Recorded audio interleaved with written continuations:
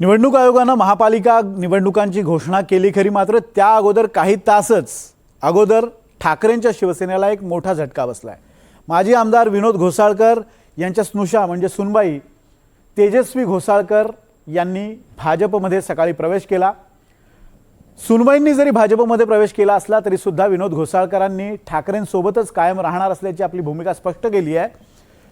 खरं तर ठाकरे परिवाराच्या इतक्या जवळ असून सुद्धा तेजस्वी घोसाळकरांना भाजपचं कमळ हाती घ्यावंसं का वाटलं, या संदर्भात अजूनही संभ्रम कायम आहे। आपण पाहूयात या रिपोर्टमध्ये।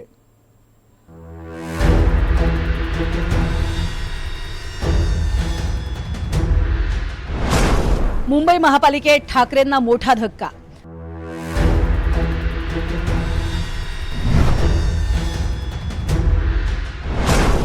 सासरे ठाकरे समर्थक, सुनबाई भाजपात।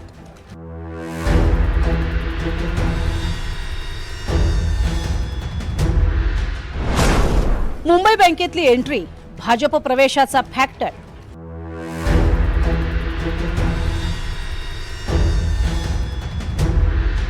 आठ फेब्रुवारी 2024 मध्ये पतीची हत्या।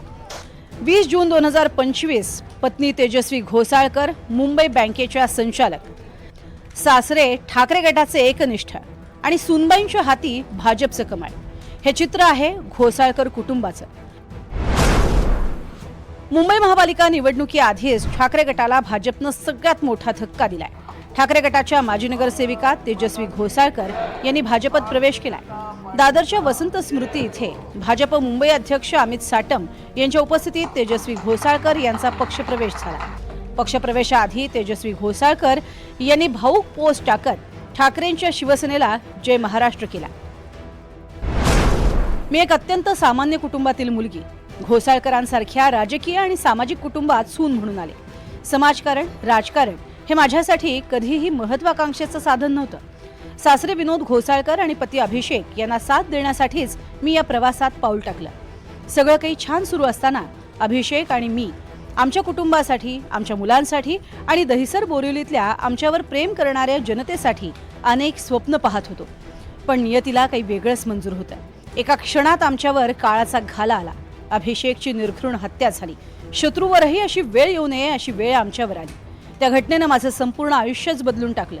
2 लहान लेकरं, मोडकळीस आलेलं मन आणि तरीही आमच्यावर विश्वास ठेवणाऱ्या असंख्य लोकांची जबाबदारी, हे सगळं पेलताना मी अनेकदा कोसळले, पण पडू दिलं नाही। कारण त्या प्रत्येक क्षणी आपण सर्वजण माझ्या पाठीशी खंबीरपणे उभे होतात।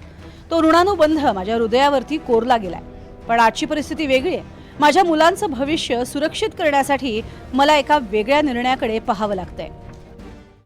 जशी अभिषेकची निर्घृण हत्या झाली होती, त्यानंतर हायकोर्टमध्ये जी केस चालली, नंतर CBI मध्ये जी मंदगतीने केस चालू आहे त्याचा अजूनही फैसला झालेला नाही आहे।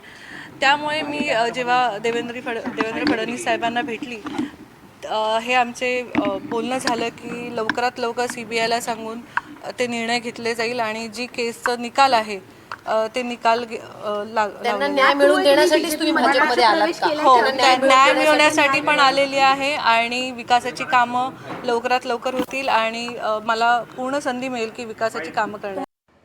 आता भाजपमध्ये मी पक्षप्रवेश केलाय, त्यामुळे खरं तर अमितजी साहेब आणि दरेकर साहेब यांचं मी धन्यवाद देते की माझा पक्षप्रवेश केल्याबद्दल।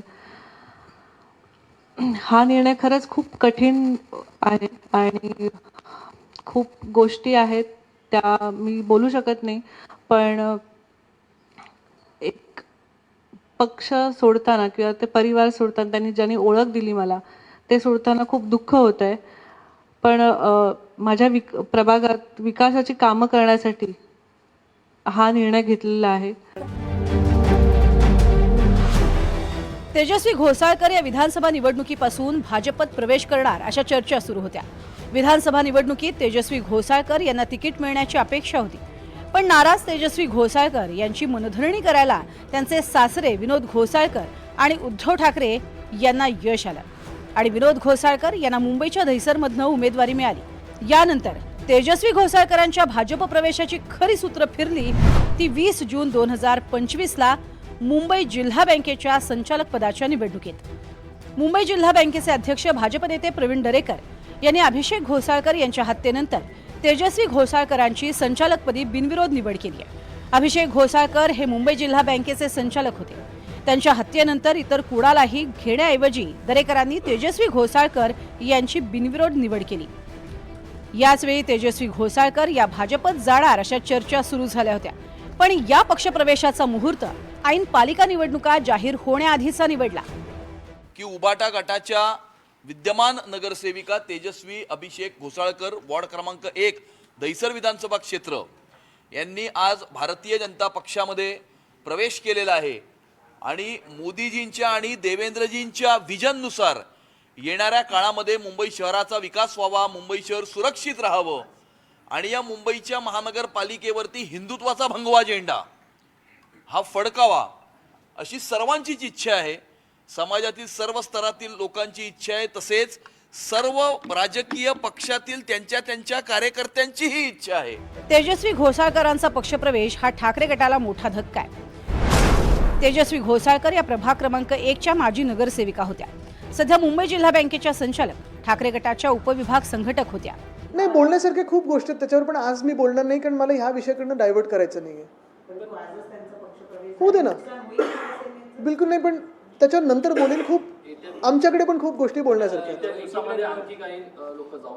बघा. सगळं काही झालं तरी मुंबईचे हाल आपण पाहताय आणि जे कोणी भाजपमध्ये प्रवेश करतील पुढच्या काही दिवसांमध्ये असतील किंवा भाजपला मतदान करतील, जे काही मुंबईचे हाल आहेत त्याला ते स्पष्टपणे जबाबदार राहतील, थेटपणे जबाबदार राहतील. त्यामुळे तिच्या निर्णयावरती मी प्रतिक्रिया देणं योग्य नाही आहे आणि त्यात प्रवेश केलेला आहे. मी स्वतः कुठेही गेलेलो नाही. माननीय माझी भूमिका जी आहे ती माननीय पक्षप्रमुख उद्धवजींवर रात्री मी हेही सांगितलं ती तिचा निश्चय झाले ती जाते आणि आत्ता मी तिला अडवू शकत नाही कारण तिने निर्णय घेतलेला आहे, ती मॅच्युअर्ड आहे. घोसाळकर कुटुंबाचे ठाकरे कुटुंबाशी घनिष्ठ संबंध आहे. तेजस्वी घोसाळकरांनी भाजपचं कमळ हाती घेतलं असलं तरीही सासरे विनोद घोसाळकर यांनी मात्र ठाकरेंची साथ सोडलेली नाही. आता ठाकरे मुंबई पालिकेतलं हेड डॅमेज कंट्रोल कसं रोखणार हे पाहणं महत्त्वाचं आहे. Bureau report, NDTV Marathi.